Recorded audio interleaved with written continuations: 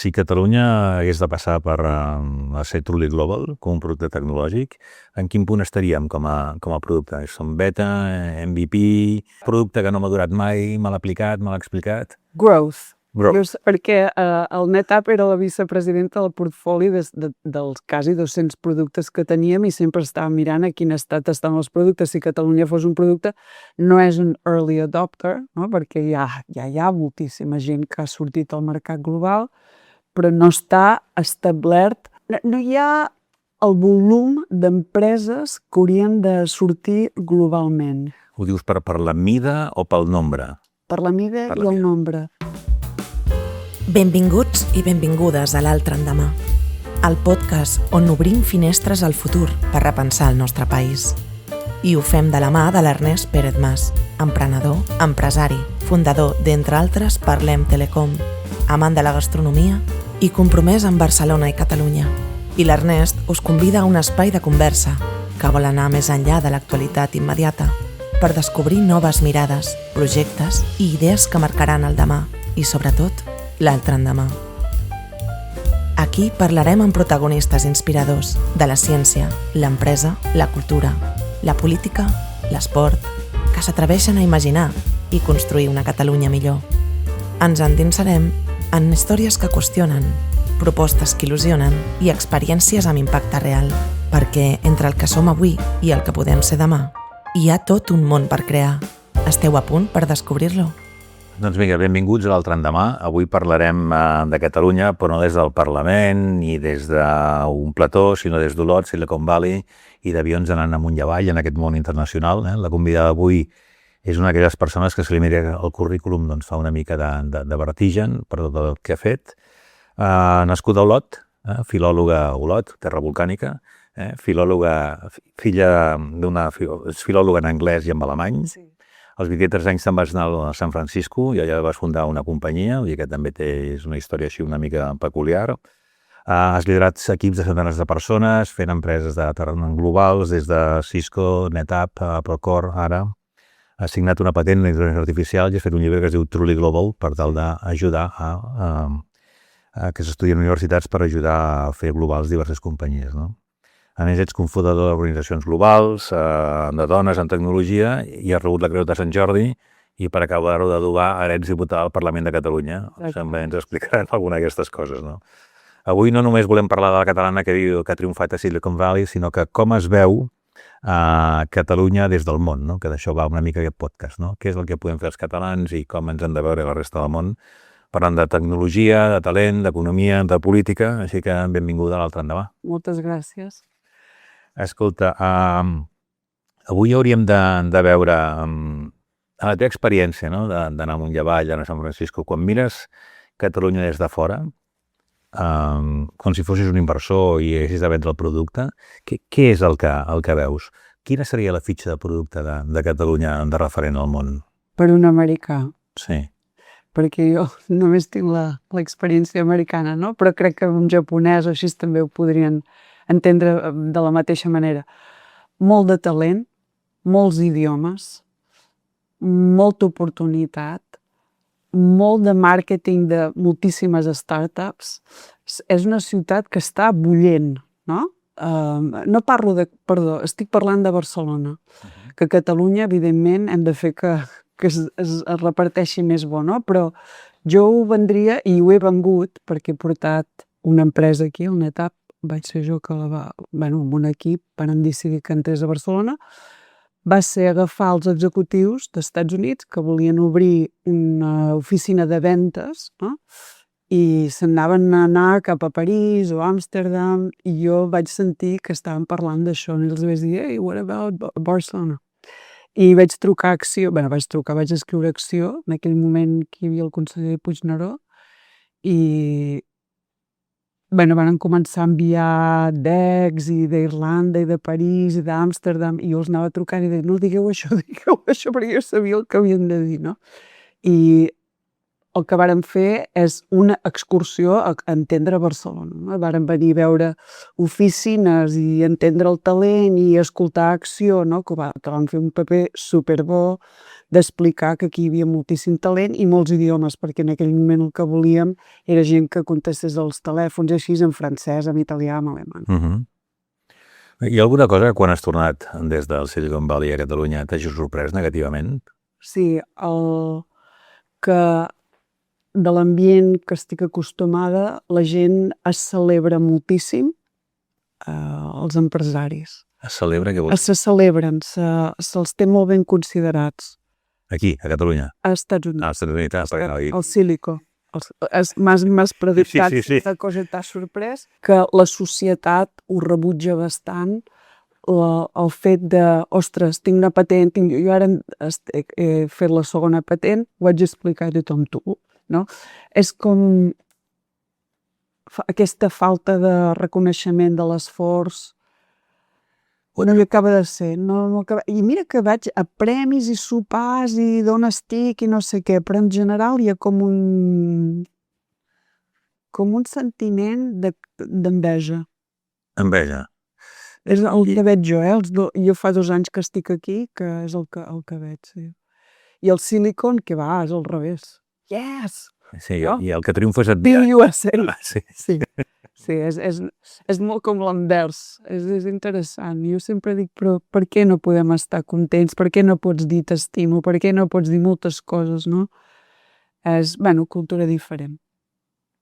M'ha xocat, això sí que m'ha xocat moltíssim. No, està clar, ho patim una mica això, no? Els empresaris sembla que tinguem un molt baix reconeixement i sembla que siguem culpables de moltes coses quan el que intentes és generar riquesa amb les normes que et marca el govern, no? El sector públic. Exactament, també això també m'ha sorprès moltíssim, no? La fiscalitat dels empresaris, de poder innovar, però sabem que hem d'innovar, no? Ho veiem en els informes Letta, Draghi, tothom està intentant a la Unió Europea dir va, apreteu, però no acaba de sortir això.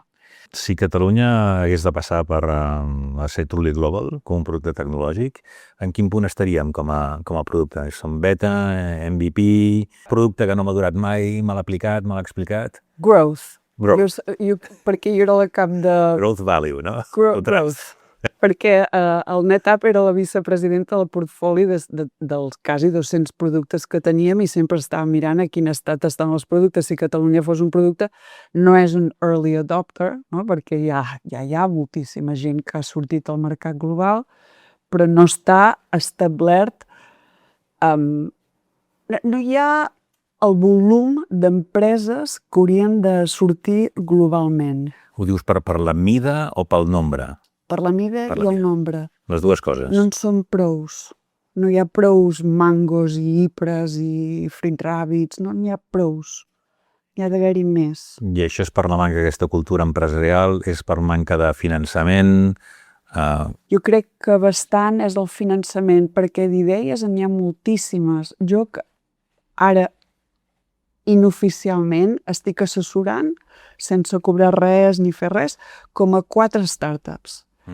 I no troben el finançament, o potser han fet la primera ronda però no saben on anar a la segona, i estem trucant a moltíssimes portes i no hi ha aquesta cultura.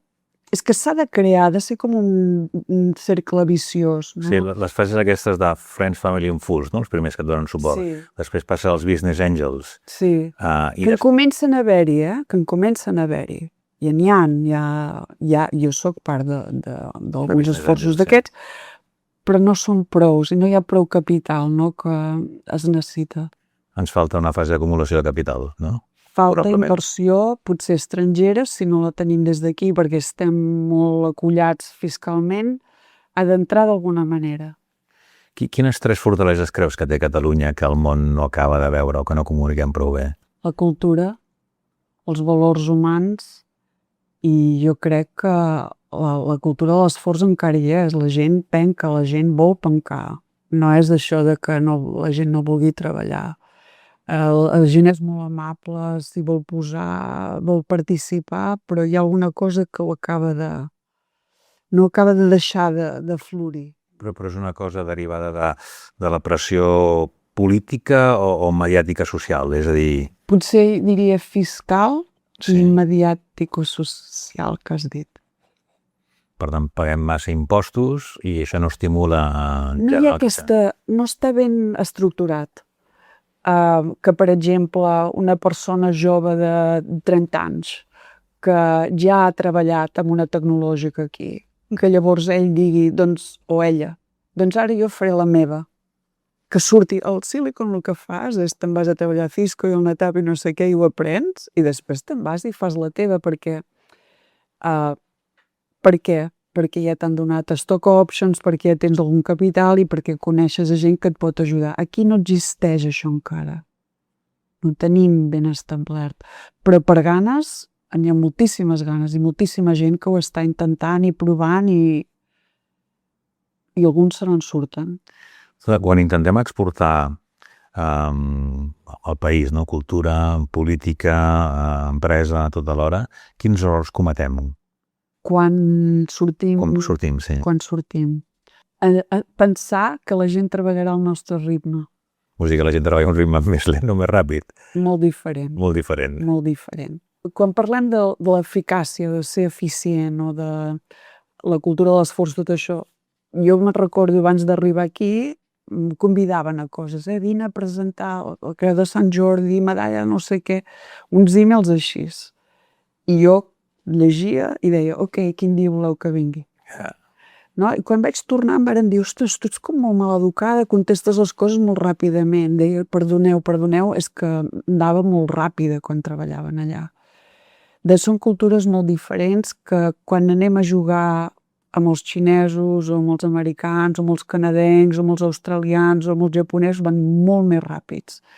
I potser hem d'aprendre l'altra cultura. Nosaltres som molt bons, però si vols treballar al Japó, doncs estàs d'empapada com treballen ells. Sí, als Estats Units la gent va molt a cara barraca. Ràpid, molt sí, ràpid, superàgil, reunions de 7 minuts. Reunions que esperen 30 segons per començar. No, aquí les reunions la gent ve a dissertar sobre allò que ha fet, per preparar la presentació, l'explica, i això l'enteix molt. I tothom se l'escolta, I a l'equip ningú LIC, interromp. jo dic, escolta, envieu la presentació abans, mireu-vos el dia abans, la nit abans, i anem allà només a discutir 3 o 4 coses que no hagin quedat clares, alinear els punts de vista i decidir. No? I costa, Costa molt. La tendència del Silicon és una mica el model d'en Jeff Bezos. No? Que en Jeff Bezos, quan entrava a les reunions, i suposo que encara ho fa quan entra a les reunions, la gent que està a la reunió és a mida. No entra qui vol, o uns quants, o els de sempre, està superben estructurat qui entrarà. A l'agenda ja hi ha l'enllaç d'un Google Doc, no? D'un document que ja t'explica de què anirà el que estan proposant i ja et proposen què faran i els resultats que tindrà. O sigui, no entrem a reunions a debatre res. O sigui, debats els resultats que aquesta proposta tindrà. I està molt ben pensat i la reunió es fa quan aquest document està molt ben preparat. No em facis perdre el temps, és el mantra del Silicon. Tu tens 2 patents que has dit ara, no? D'intel·ligència artificial, i has globalitzat productes massius, no? Sí. Si haguéssim de dissenyar una estratègia catalana d'IA, per on començaries perquè no fos només un PDF bonic? És a dir, amb la IA tenim algunes coses que hem discutit ja en aquest podcast, no? La capacitat d'elaborar els models, no? Els LLMs, tots aquests models de llenguatges, que això, xinesos, americans i alguna coseta europea, però molt poca cosa. Tenim després la capacitat de computació, que això és tampoc, no? Nvidia o algun altre proveïdor de Taiwan. I, per últim, la capacitat de computació que a la Unió Europea està intentant que sigui capacitat de computació local, el que en diem ara gigafactories, i que hi ha un projecte de fer-ne una a Móra la Nova. No? També tenim algunes petites coses, no? O no petites, grans, com són el Barcelona Supercomputing Center, que està treballant en disseny de xips, que tenen el Mare Nostrum, aquests ordinadors quàntics que tenen ara, totes aquestes coses. Però quina estratègia d'IA hauríem de seguir com a societat a Catalunya? Com a societat, potser miraria 3 blocs. Potser és el govern o tota la part pública, no tots els departaments, ministeris, no, conselleries com la fan servir. Ministeris no encara. No, encara no. La part pública seria un bloc. No? La següent seria les empreses i l'altra molt i molt important són els alumnes de qualsevol cosa. No? Les escoles, universitats, formacions professionals. Potser ara, resposta ràpida, no? D'apretar molt en aquests 3 sectors, però evidentment també per a la gent gran i tot això. No? En el sector públic, cada conseller o consellera ha de tenir una estratègia, però el govern ha de tenir l'estratègia que després les conselleries l'agafin. No? I l'estratègia que ha de ser de la Generalitat? Que sigui en català, les dades han de venir de l'IDESCAT, o sigui, ha d'estar molt ben muntat, no? Les dades dels Mossos, dels bombers, de les coses catalanes d'aquí, de les institucions, els problemes dels catalans. No? Per tant, és governança de dades, per un costat. Governança de contingut, del contingut correcte, no? De què s'ha d'alimentar aquest gran llac de contingut del govern català. No? Jo no ho veig que ho facin, això. Ho he intentat explicar, però... Bueno, va començar el projecte Aina, que volia elaborar aquest corpus. Sí, el corpus és el primer. És el primer. El corpus és, als Estats Units, diguem, garbage in, garbage out. El corpus ha d'estar molt net amb les coses exactes que volem a Catalunya. Però això vol dir que Catalunya té una estratègia per Catalunya. I jo no la veig. No hi és ara. No, jo no la veig. Però de quina indústria volem, de quins serveis públics volem, de què volem de la salut. No tot ha d'anar en aquesta estratègia de govern. Les empreses, moltes ja han començat i moltes s'estan posant les piles perquè és bastant nou encara, no? Però també a Catalunya hi ha molt poques empreses que siguin molt grans o mitjana gran. I jo veig, per exemple, que he parlat alguna vegada al fòrum de la Caixa, Comerti, a llocs així, que la gent de la petita empresa no sap per on començar, no? Doncs ajudar a les pimes. No? Això com ho fas? Això, típicament, als Estats Units hi ha consultors que es dediquen a implantar la tecnologia que surt, no? De Silicon Valley, s'ho dediquen a implantar-la després a les companyies. A les companyies ja som els tecnòlegs, ja ho sabem fer nosaltres. No agafem consultors. Les companyies grans. Aquí a Catalunya les companyies són molt petites, no? Sí. Sí, costa. Sí. Aquí el que demano sempre és que si no saps per on començar, comença bé. No? Agafa una agència que et pugui ajudar a fer aquesta transformació digital. Segurament ja tens una web, segurament ja igual pots fer els comandaments en línia. Doncs agafa algú d'estratègia digital, una agència, una petita empresa que t'ajudi a fer tot això. No? Hi ha molts processos molt lents i molt d'abans i molt...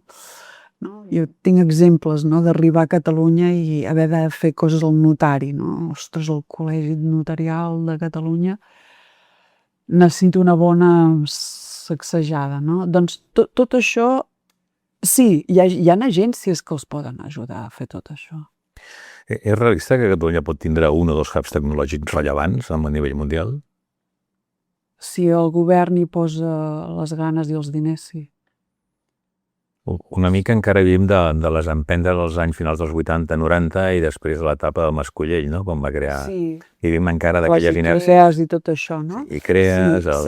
Hi ha una paraula que m'agrada molt a mi, que és la paraula que vaig portar del Silicon, que és intentional. Les coses s'han d'anar a fer, i s'han d'anar a fer molt bé.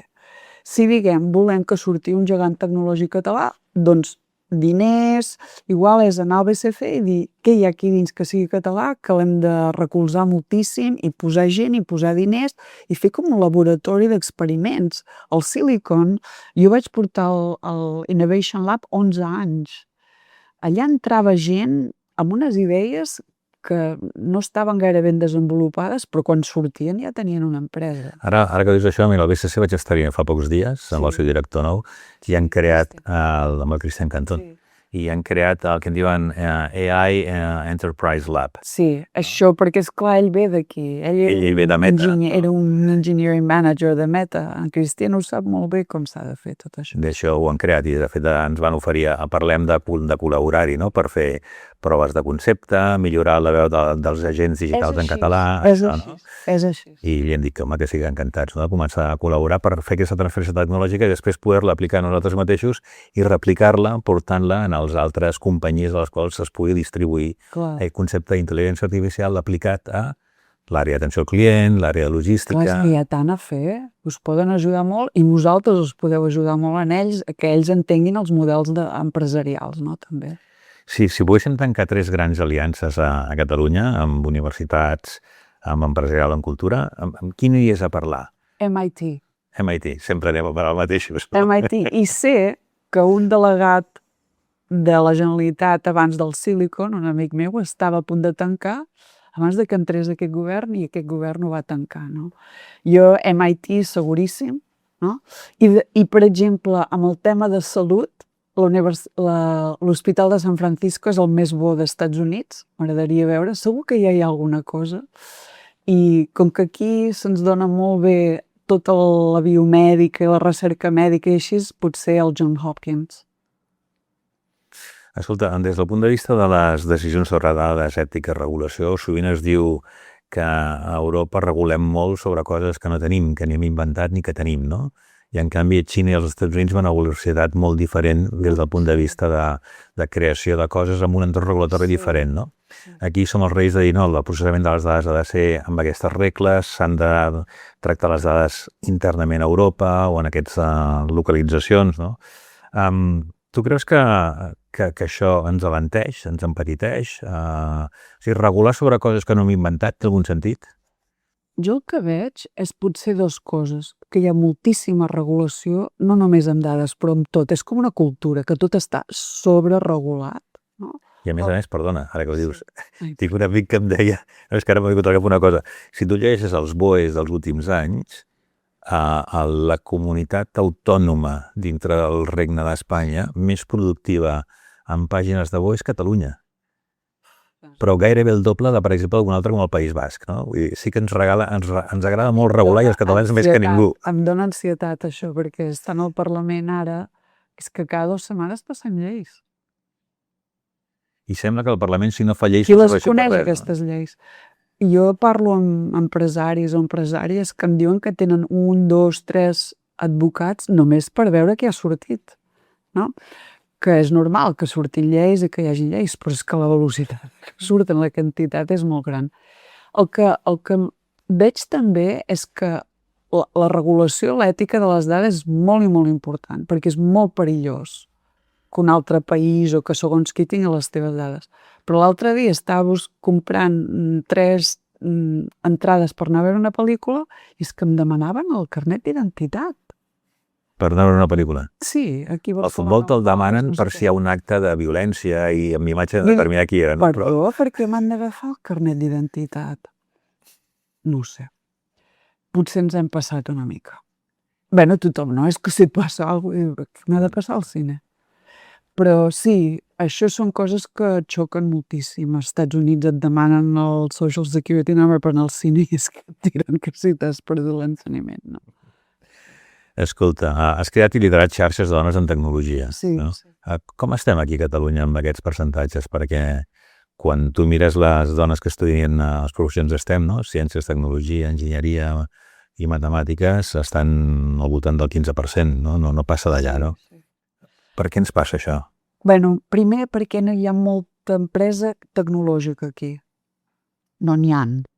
Hi ha Cisco, hi ha Apple, que venen a fer serveis de vendes. No venen a desenvolupar la tecnologia aquí. Això seria número 1.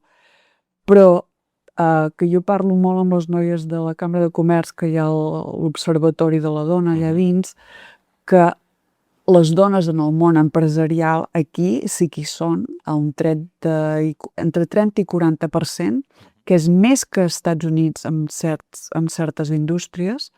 Però aquí, quina indústria hi ha a Catalunya? Hi ha moltíssims hotelers, hi ha moltíssima alimentària, hi ha moltíssims de viatges, aquesta indústria necessita de la tecnologia i potser sí que tenen un equip petit de tecnòlegs a dins per fer la IA o les aplicacions o portal web, però és molt diferent que als Estats Units, que és on, el Silicon, tot és empresa tecnològica. I llavors allà dins, és que no es pot comparar quasi, però a dins de les empreses tecnològiques on jo he treballat, la que més potser tenia 36% de dones, perquè ja no era pura tecnologia, ja feia una variació d'una cosa que no era desenvolupar una tecnologia de la IA o de centres de dades. I llavors mires qui són aquestes dones de dins, perquè jo sempre al cap de Chair of Women in Technology molts anys, que a baix les noies entren de la universitat, no? I els hi posava un color. I anàvem mirant quants colors anaven quedant, no? I aquestes noies es queden molt estancades a baix. Sí que les promocionen a manager, a vegades senior manager, però ja pujar a director, senior director, vicepresident, general manager és quasi ja impossible. Als Estats Units costa molt.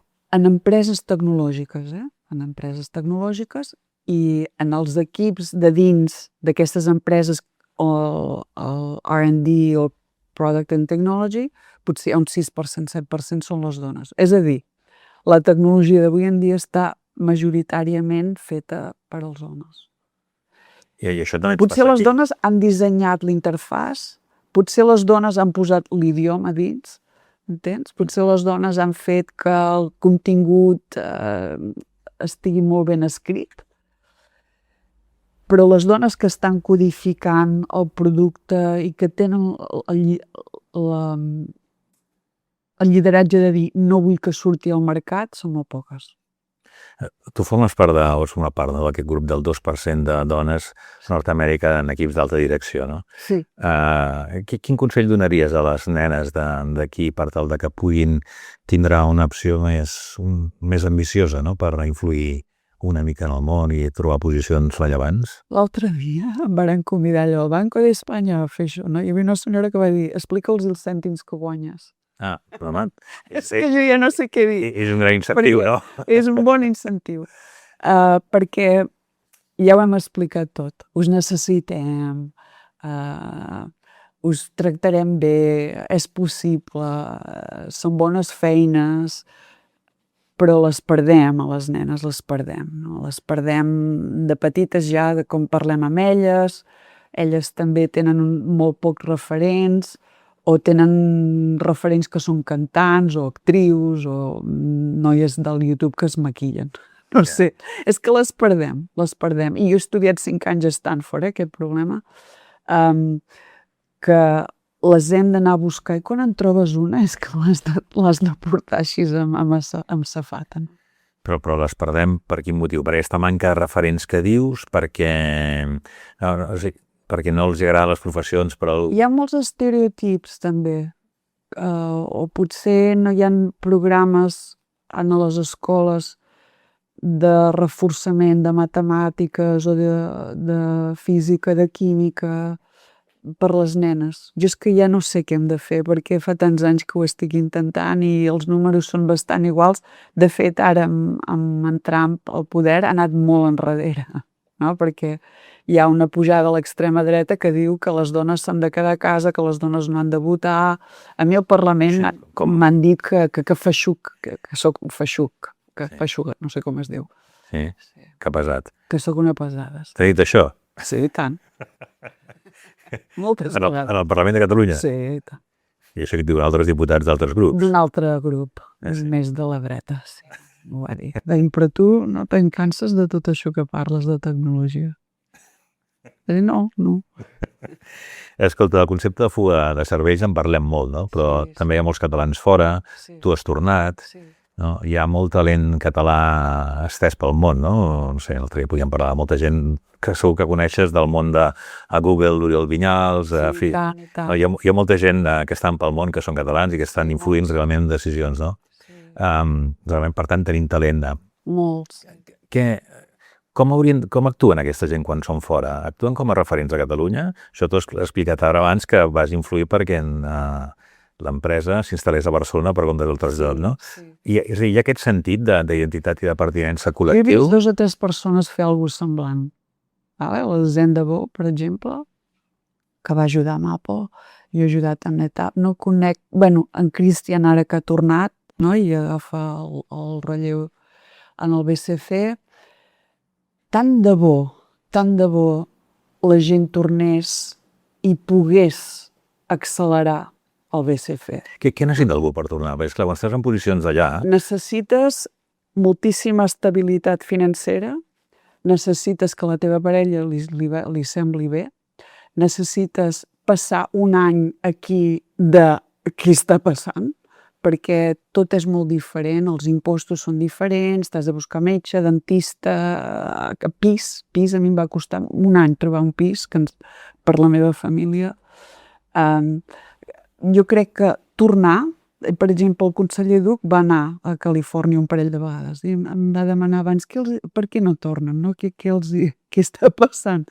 Dic, els sous allà pots estalviar moltíssim, perquè els sous ni es poden explicar aquí aquests sous. No es pot explicar. Això que es dius és interessant, és a dir, es pot estalviar molt perquè els sous són molt elevats, perquè genera molta productivitat, molt valor afegit per càpita, i a més la part impositiva és molt més baixa.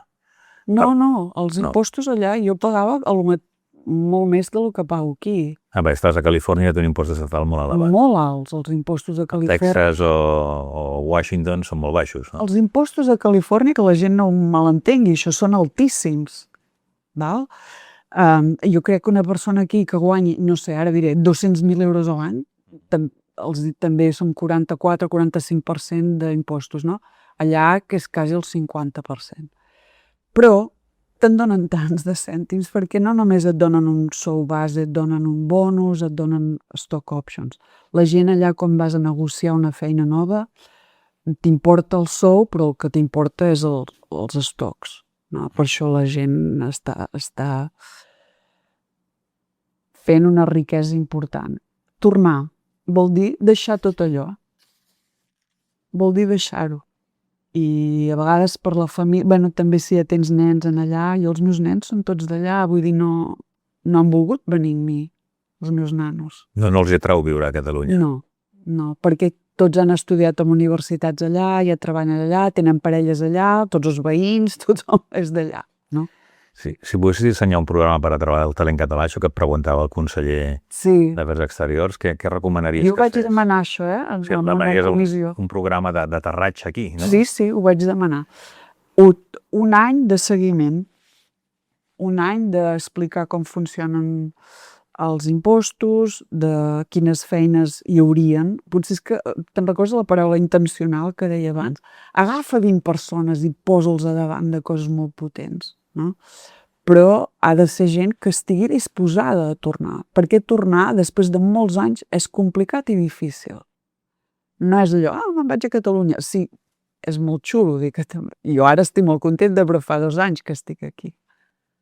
És difícil arrencar la família, no? Hi ha gent que ho fa, Hi ha alguna renúncia que hagis fet tu per tornar aquí, que deies als teus fills o a la... Mare, tot.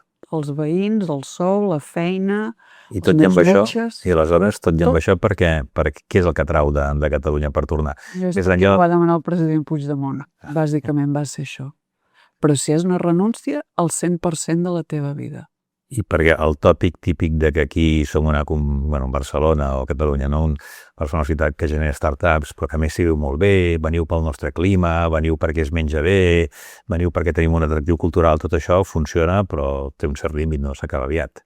Jo crec que s'ha de posar... No és ni perfecte allà ni perfecte aquí. Nosaltres, jo sempre, amb el grup dels catalans al Silicon, que estic en aquest grup, sempre diguem tant de bo poguéssim formar Califòrnia.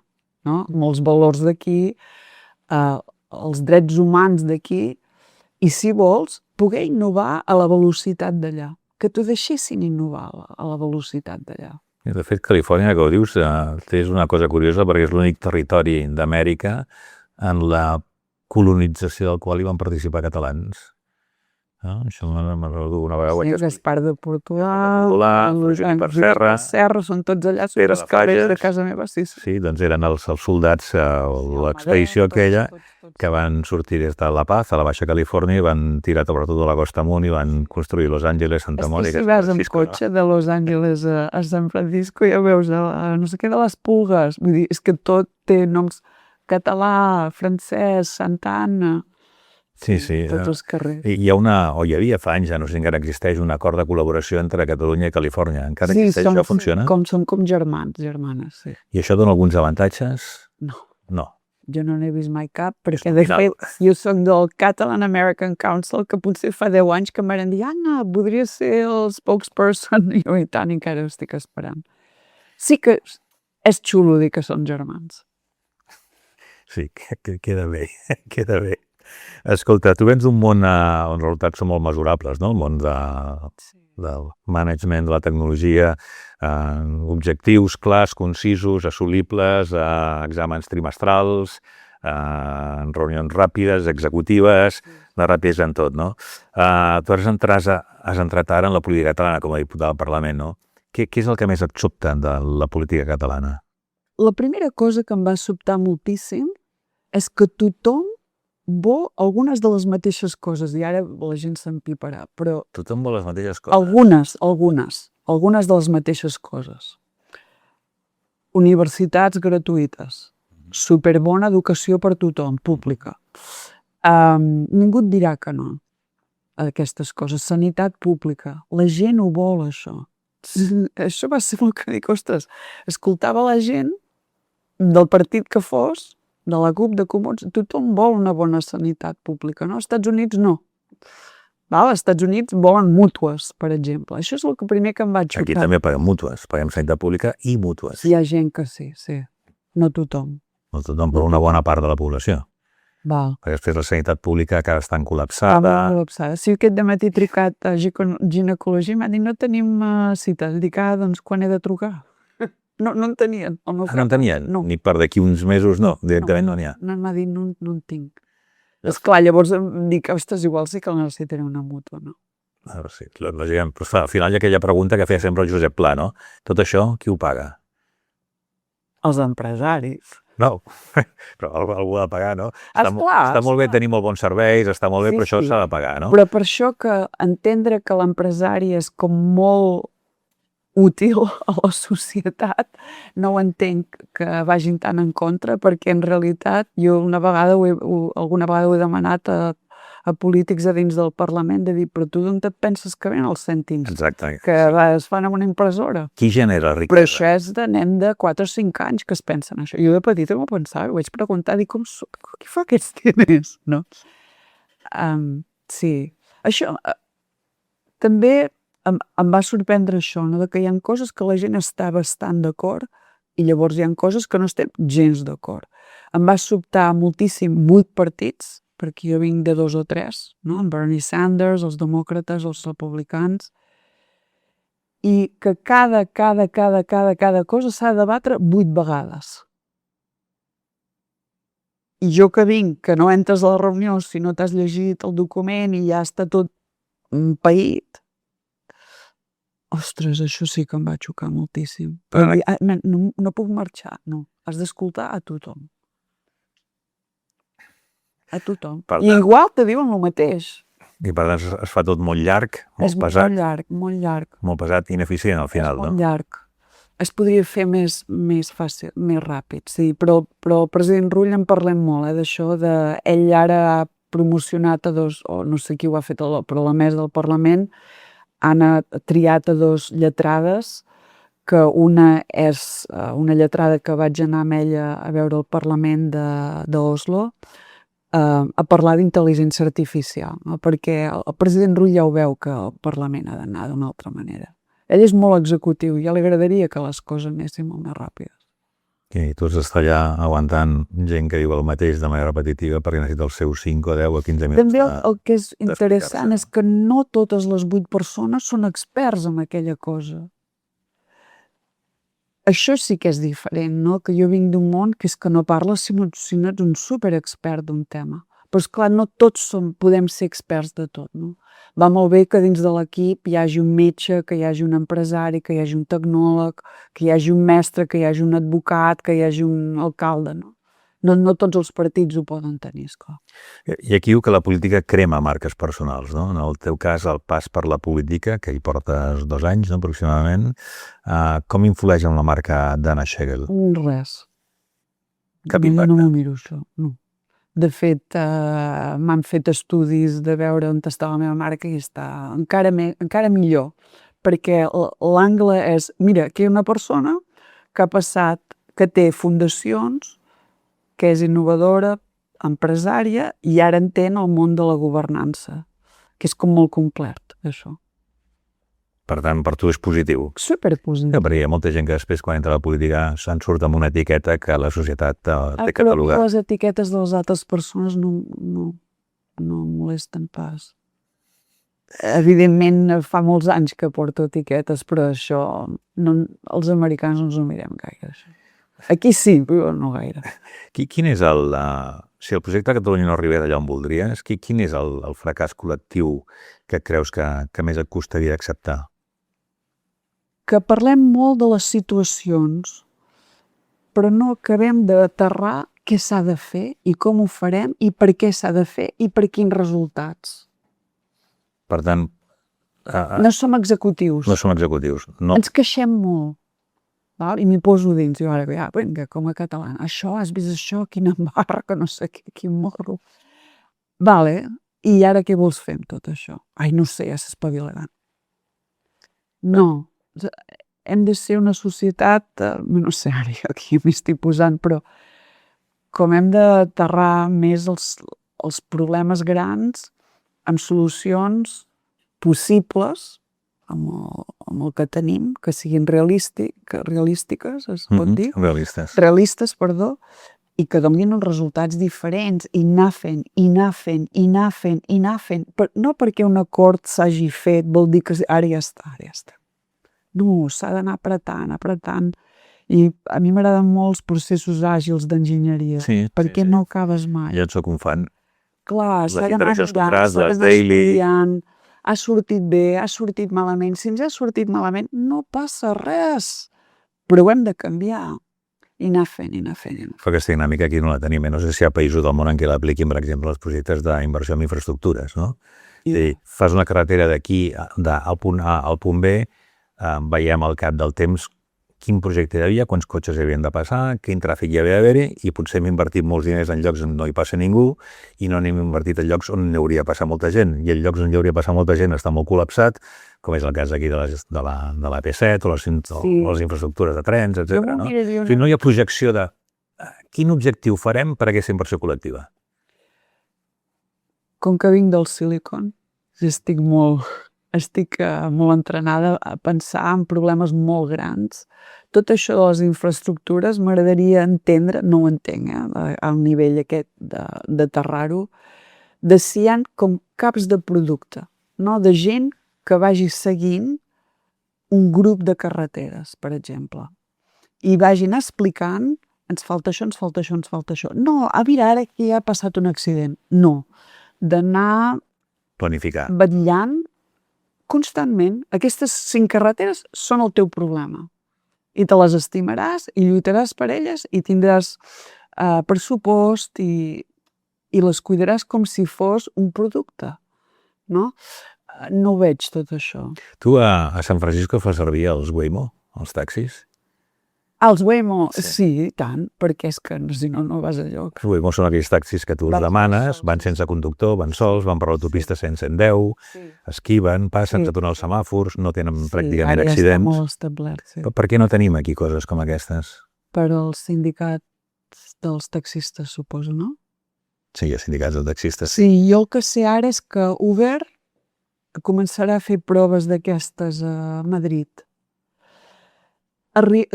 Jo crec que això en algun moment arribarà. El que s'ha de fer és mirar i què fem amb tots els taxistes. Se'ls ha d'entrenar a fer una altra cosa, o potser ells són els que tenen els Waymos, no? S'hauria d'entendre de manera diferent, però sé que això aquí no es pot ni tocar. No es pot ni parlar de tot això. Amaguem el cap sota l'ala per com de buscar solucions que el resta del món s'apliquen i que acabaran arribant aquí tard o d'hora, no? Ara hauríem d'encarar el tema i dir, això, senyors taxistes, doncs, facin, no m'ho invento, facin col·lectivitats per explotar aquest negoci que és una concessió administrativa, Clar, proposin però Waymo. això s'hauria d'organitzar superbé, orquestrar superbé i fer-ho amb ells. Però sé que ells no volen sentir parlar res de tot això. Els canvis tecnològics arriben per quedar-se, no? I són inevitables, tard o d'hora. Aquí molta gent té un iPhone, no? Hi ha canvis que han entrat molt bé i hi ha canvis que potser no entraran mai, no sé. Escolta, imaginem d'aquí 15-20 anys una Catalunya que hagi fet els deures, no? A veure. Com te l'imagines, aquesta Catalunya que hagi fet els deures, que sigui més dinàmica, més executiva, que hagi pensat en els problemes del futur, que hagi vist les oportunitats d'avui en dia, que no hagi regulat coses que no toquen? Com te l'imagines? Molt més àgil, lliure. Jo crec que... Jo ho explicava abans, això d'entrar a la política, perquè això d'haver de dependre d'un altre país i després de la Unió Europea són masses passes pel meu cap d'enginyera. No?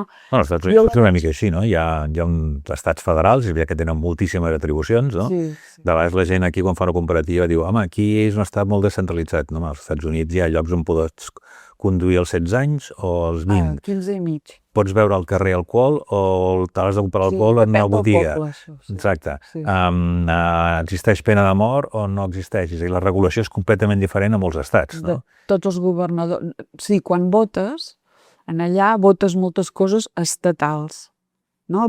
Jo he votat si volia que Califòrnia es partís en dos. Northern California, Southern California. Votes si als mestres se'ls ha de pujar el sou. O sigui, votes moltíssimes. Si és democràcia directa. Directa, sí. I això aquí per què no es pot aplicar? El problema principal de la política catalana és que no es pot aplicar perquè la manera com triem nosaltres les lleis electorals que tenim impedeixen que jo crec que hi hagi aquí no talent. tenim les institucions que ens deixen fer això.